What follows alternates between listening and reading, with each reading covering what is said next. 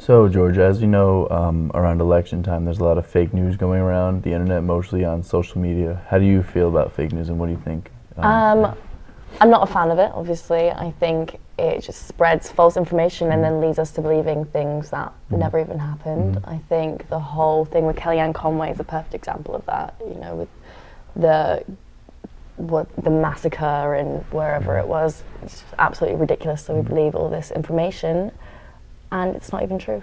How do you think that it affects society, especially in like the political way, with everyone believing everything that they hear? I think it leads to elections like we've just had. I believe Donald Trump wouldn't be president had stuff like this not happened. Do you see most of the fake news in your mind from like social media, or do you see it in like newspapers, or do you hear about it? I wouldn't say I see it in newspapers. It was definitely more of a social media thing. But then you have sites like The Onion that have always been fake news, so you see it both ways. Yep. Do you ever see yourself like falling into the trap of following the fake news, or leaning into it a little bit? Probably when it comes to like celebrity gossip and stuff like that, but I wouldn't really say I do when it comes to actual politics, because I'm one of those people that I like to fact check and really investigate my sources.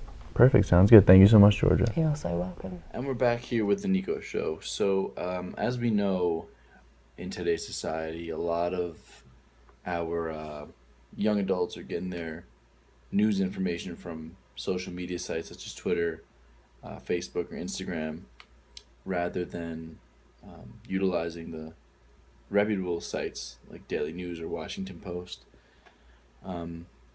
Especially around election time, that causes a lot of rumors to spread.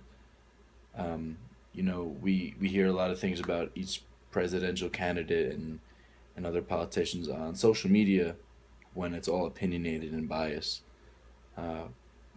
People need to start using Daily News and Washington Post more because of the reputable editors and reputable authors of the articles that are written.